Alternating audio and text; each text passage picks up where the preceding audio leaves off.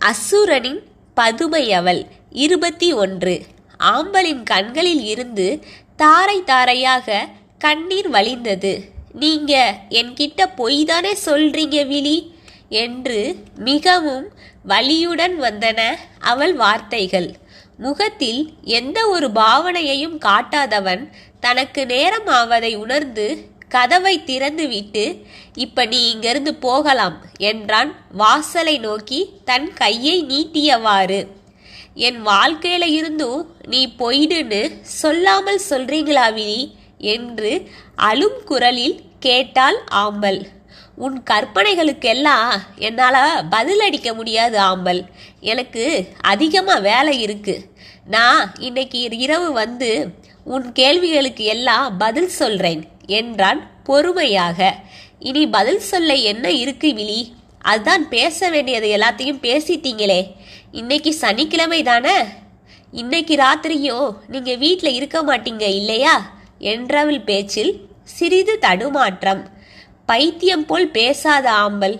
போன சனிக்கிழமை ராத்திரி நான் உன் கூட தானே ஷாப்பிங் வந்தேன், மறந்துட்டியா என்றவன் பார்வையில் கூர்மை. எனக்கு என்ன தெரியும், நான் ஷாப்பிங் கூட்டிகிட்டு போயிட்டு நான் தூங்கியதும் எங்கே போறீங்கன்னு எனக்கு என்ன தெரியவா செய்யுது என்றதும் தன் தலையில் அடித்து கொண்டவன், ஆமாம், இன்னைக்கு இரவும் நான் அங்கே தான் போக போகிறேன். இனி உனக்கும் எனக்கும் எந்த சம்பந்தமும் இல்லை என்றவன் அவளை வெளியே தள்ளி கதவடைத்தான். இங்கு வெளியே நின்ற ஆம்பலுக்கு அவமானமாக இருந்தது. ஆம்பலுக்கும் அவளின் வயதிற்கு ஏற்ற பக்குவம் கிடையாது. அவளுக்கு பொறுமையாக சொல்லி புரிய வைக்க அனல்விழிக்கு நேரமும் இல்லை. காலையில் அவன் எழுந்ததில் இருந்து நிறுவனத்தில் பிரச்சனை என்று அலைபேசியில் அழைப்பு வந்து கொண்டே இருந்தது. இப்போது ஆம்பலின் செயலும் அவனுக்கு தலைவலியை கொடுத்தது. இப்போதைக்கு தன் நிறுவனத்தின் பிரச்சனையை முடித்து வைக்க நினைத்தவன் குளித்து கிளம்பி தன் அலுவலகம் நோக்கி சென்றான். இங்கு தன் அறைக்குள்ளே அழுது கிடந்தவள் பின் நேரமாவதை உணர்ந்து குளித்து முடித்து தன் கல்லூரிக்கு கிளம்பினாள். அங்கே அவளின் சோர்ந்த முகத்தை கண்டு மகிழ்ந்து போன அவளின் தோழி ஒருத்தி பாவமான முகத்தை வைத்து கொண்டு ஆம்பலின் அருகே வந்தாள். ஹாய் ஆம்பல், உன் முகம் ஏன் ரொம்ப சோகமாயிருக்கு என்று ஆங்கிலத்தில் உரையாட ஆரம்பித்தாள். அதெல்லாம் ஒன்றும் இல்லை பிங்கி, கொஞ்சம் தலைவலி என்று கூறி மழுப்பினாள். ஆனா உன் முகத்தை பார்த்தா வெறும் தலைவலி போல இல்லையே என்று பீடிகை போட்டாள் அந்த நண்பி. எனக்கு நூலகத்தில் கொஞ்சம் வேலை இருக்கு பிங்கி, நான் அங்க போறேன் என்றவள் தனிமையை வேண்டி நூலகம் நோக்கி சென்றாள். அங்கேயும் விடாமல் அவளை பின்தொடர்ந்து சென்ற பிங்கி, உன் முகம் சோகமாயிருப்பதை பார்த்தா உனக்கும் உன் காதலனுக்கும் சண்டைன்னு நினைக்கிறேன் என்று இப்போது வெளிப்படையாகவே பேச ஆரம்பித்தாள். ஆம், நீங்கள் நினைத்தது சரிதான். அனல்விழியை பற்றி ஆம்பலிடம் தவறாக சொல்லி வைத்த பெண் இந்த பிங்கிதான். அதற்கு மறுப்பாக தன் தலையை அசைத்தவள், எங்களுக்குள்ள சண்டை எப்பவும் வராது பிங்கி, அவரை நான் முழுசா நம்புறேன் என்றாள். இதுதான் பெண்களிடம் உள்ள பலவீனம். இதை பயன்படுத்தி தான் உன் காதலனும் கேம் ஆடுறான் என்றால் நாக்கில் விஷத்தை தடவி. போதும் நிறுத்து பிங்கி, அவர் அப்படி கிடையாது என்று திட்டவட்டமாக மறுத்தாள் ஆம்பல். உன் காதலன் மீது பழி போட எனக்கு எந்த விருப்பமும் இல்லை ஆம்பல், நான் உன் நல்லதுக்காகத்தான் சொல்றேன் என்று நடிப்பில் பிச்சி உதறினாள். அவளின் பேச்சு ஆம்பலுக்கு குழப்பத்தை தர அவள் அமைதியாக யோசிப்பதை பார்த்து குழம்பிய குட்டையில் மீன் பிடிக்க ஆரம்பித்தாள் பிங்கி. அவன் நல்லவன் இல்ல ஆம்பல், வீணா அவன்கிட்ட மாட்டிக்கிட்டு உன் வாழ்க்கையை இழந்துடாத. நீ தவறான பாதையில் சிக்கிவிடக்கூடாது. உனக்கு இப்போது அறிவுரை கூறுவதால் நான் உன் கண்களுக்கு தப்பா தெரியலாம். உன் தவறை சுட்டி காட்டுபவன்தான் உண்மையான நண்பன். இது உனக்கும் தெரியும் தானே என்று ஏதேதோ பேசிக்கொண்டே சென்றாள் பிங்கி. அவளின் பேச்சை கேட்டு அப்போதுதான் ஒன்றை உணர்ந்த ஆம்பல், அவர் அந்த இடத்துக்கு போறார்னு உனக்கு எப்படி தெரிஞ்சது பிங்கி என்றாள். அதில் சிறிது தடுமாறிய பிங்கி அது என்று இழுத்து கொண்டே இரும்ப ஆரம்பித்தாள். ஆம்பல் வேகமாக தன் பையில் இருந்த தண்ணீர் பொத்தானை அவளிடம் நீட்டினாள். அதிலிருந்த தண்ணீரை பருகிவிட்டு, அந்த பக்கம்தான் என் அண்ணன் வீடு இருக்கு, அங்கே போகும்போதுதான் உன் காதலனை பார்த்தேன் என்றாள் முகத்தை சுளித்து கொண்டு. அவளின் பேச்சு ஆம்பலுக்கு கோபத்தை தந்தது. இருந்தாலும் அதை அவளிடம் காட்டாதவள், கண்ணால் காண்பதும் பொய், காதால் கேட்பதும் பொய், தீர விசாரிப்பதே மெய். இந்த வாக்கியங்களை நான் நம்புறேன் பிங்கி. அவரை பற்றி எனக்கு நல்லா தெரியும் என்றால் பொறுமையாக. அப்ப நீயே தீர விசாரிக்கலாம் இல்லையா என்றால் எகத்தாளமாய். எனக்கு அதுக்கு அவசியம் இல்லை பிங்கி, நான் தான் அவரை முழுசா நம்புறேன் இல்லையா என்று சொல்லிக்கொண்டே ஒரு நூலை எடுத்து வாசிக்க ஆரம்பித்தாள். இங்கு பிங்கிக்கு தான் மேல்மூச்சு கீழ்மூச்சு வாங்கியது. அவளின் அருகே சென்று அமர்ந்தவள், என்னை பொறுத்த வரைக்கும் அவன் கேவலமானவன்தான் என்றதும் சடாரென்று எழுந்த ஆம்பல், மரியாதையா பேசு பிங்கி, அவர் அப்படி இல்லை என்றால் திரும்பவும். சரிம்மா, அவர் நல்லவர்னு ஒத்துக்கிறேன். ஆனா இன்னைக்கு சனிக்கிழமை தானே, இன்று உன் காதலன் அங்க கண்டிப்பா போவார். சந்தேகம்னா நீயே அங்க போய் பாரே என்றவள் கண்களில் வக்கிரம் மின்னியது. நான் தான் அவரை நம்புறேனே, பின் எதுக்காக நான் அங்க போகணும் என்றால் கேள்வியாக. அவர் கண்டிப்பா அங்க வருவார், வேணும்னா நீயே உன் கண்களால் அங்க போய் பார் என்று அடித்து கூறினாள் பிங்கி. இல்ல, அவர் அந்த மாதிரி இடத்துக்கெல்லாம் வரமாட்டார், நானும் அங்க போக போறது இல்லை என்றவள் கண்கள் கலங்கி இருந்தது.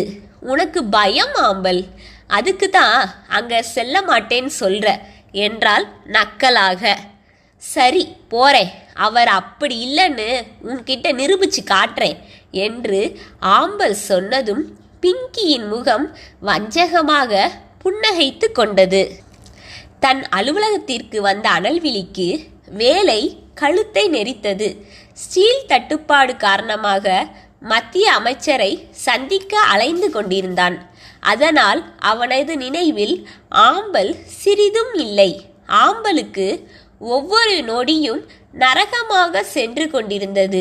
அவளின் காதல் கொண்ட மனது பித்து பிடித்ததைப் போல அனல்விழி பாண்டியன் அரவணைப்புக்காக ஏங்கியது. அந்த பித்து நிலை அவளை மிகப்பெரிய ஆபத்தில் சிக்க வைக்கப் போகின்றது. அதிலிருந்து அவளை காப்பாற்ற அவளின் நாயகன் வருவானா? கல்லூரி முடிந்ததும் அருகே உள்ள பார்க்கில் சென்று அமர்ந்து கொண்டு கண்ணீர் வடிக்க ஆரம்பித்தாள் ஆம்பல். அவளின் மனது அவளது கட்டுப்பாட்டில் இல்லை. தான் செய்வது சரியா தவறா என்பதனை பிரித்தறிய முடியாத பெண்ணவள் பெரும் சூறாவளியில் சிக்க தயாரானாள். ஆம், அவள் அந்த ஒதுக்கப்பட்ட இடத்தில் இருந்த விடுதியை நோக்கி செல்ல டாக்ஸியில் அமர்ந்தாள். பெரிய இடத்து பெண் போன்று இருந்த ஆம்பலை அடிக்கடி திரும்பி பார்த்தபடியே வந்தான் அந்த ஓட்டுநர். பின்னே அவள் செல்வது ஒன்றும் சாதாரண இடம் கிடையாதே. அந்த இடத்துக்கு போகும் அளவுக்கு இந்த பொண்ணுக்கு என்ன வந்தது என்ற யோசனையில் வந்தான் அந்த ஓட்டுநர். அந்த இடம் வந்ததும் அவளிடம் பணத்தை பெற்று அங்கிருந்து நகன்றான். அந்த இடத்தில் காலடி எடுத்து வைத்ததும் அவளின் மீதுதான் அத்தனை பேரின் பார்வையும் இருந்தது. சில ஓநாய்கள் வக்கிரமாக அவளை பார்த்தன. பயத்தில் அவளின் முதுகுத்தண்டு சில்லிட்டது. தனது பையை இறுக்கி கட்டியாக பிடித்து கொண்டவள் அந்த விடுதியினுள் சென்றாள். இங்கே தன் நிறுவனத்தில் இருந்து தனது வீட்டிற்கு வந்தவனின் மனது ஆம்பலை தேடியது.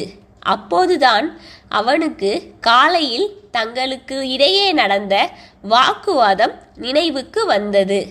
தன் முகத்தை அழுந்த துடைத்தவன் நேராக ஆம்பலின் வீட்டிற்கு சென்றான். அங்கே அவளது வீடு பூட்டி கிடப்பதை பார்த்து அதிர்ந்தான். இந்த ராத்திரி வேளையில வீட்டில் இல்லாம எங்க போயிட்டா என்று நினைத்து குழம்பியவன் வேகமாக அவளின் அலைபேசிக்கு அழைப்பு விடுத்தான். ஆனால் அவளுக்கு அழைப்பு செல்லவே இல்லை. நேரம் கடக்க கடக்க இங்கே அவனது பொறுமை பறந்து கொண்டிருந்தது. காலையில் சண்டை போட்டதுனால தவறா எதுவும் செஞ்சிட்டாளா என்று நினைத்து அவனது இதயம் படபடவென்று அடிக்க ஆரம்பித்தது. திரும்ப திரும்ப அவளது அலைபேசிக்கு முயற்சித்து கொண்டே இருந்தான். பின்பு ஆம்பலின் அலைபேசியில் ஜிபிஆர்எஸ் கருவி பொருத்தப்பட்டிருந்தது அவனது ஞாபகத்திற்கு வந்தது. வேகமாக அதை ட்ராக் செய்தவன் அவள் இருக்கும் இடத்தை பார்த்து அதிர்ந்து விட்டான். இல்ல இல்ல, இப்படி நடக்கக்கூடாது, ஆம்பல் ரொம்ப பெரிய ஆபத்துல இருக்கா என்று தன் மனதிற்குள் சொல்லிக்கொண்டு புயல் வேகத்தில் அந்த இடத்திற்கு கிளம்பினான். இவன் இருக்கும் இடத்தில் இருந்து ஆம்பல் இருக்கும் பகுதிக்கு போக குறைந்தது 2 மணி நேரங்கள் ஆகும். புயல் வேகத்தில் மகிழுந்தை ஓட்டி சென்றவனுக்கு உச்சி முதல் பாதம் வரைக்கும் என்னவென்றே தெரியாத ஒருவித சோர்வு. அதிக மனப்பதற்றத்தால் அவனது இதயம் சீராக இயங்க மறுத்தது. அதனால் அவன் உடல் முழுவதும் வியர்த்து வழிந்தது. அதை துடைக்கும் எண்ணம் கூட இல்லாமல் அவனது இதழ்கள் அம்மு அம்மு என்று ஜெபம் போல் அவளின் பெயரையே ஜபித்து கொண்டிருந்தது. இங்கு ஓர் அறையின் மூலையில் அமர்ந்தவாறு தன் கால்களுக்குள் முகத்தை புதைத்தபடி அமர்ந்திருந்தாள் ஆம்பல். அவளது உள்ளங்கை மற்றும் பாதம் ஜில்லென குளிர்ச்சியாக இருந்தது. வெளியே ஏய் கதவை திரடி என்று ஒரு கொடூரன் ஹிந்தியில் கத்திக்கொண்டு இருந்தான். அவன் கதவை உடைப்பது போல் தட்டும் சத்தத்தை கேட்டு அவள் உடல் பயத்தில் தூக்கி போட்டது. என்னை எப்படியாவது இங்கேருந்து கூட்டிட்டு போங்க விழி, எனக்கு ஏதாவது ஆச்சுனா நான் நிச்சயம் உயிரோடு இருக்க மாட்டேன் என்றவள் கதறி அழ ஆரம்பித்தாள். அவளை காக்க வந்து கொண்டிருந்த அனல்விழி பாண்டியனோ அங்கே வாகன நெரிசலில் சிக்கிக் கொண்டான்.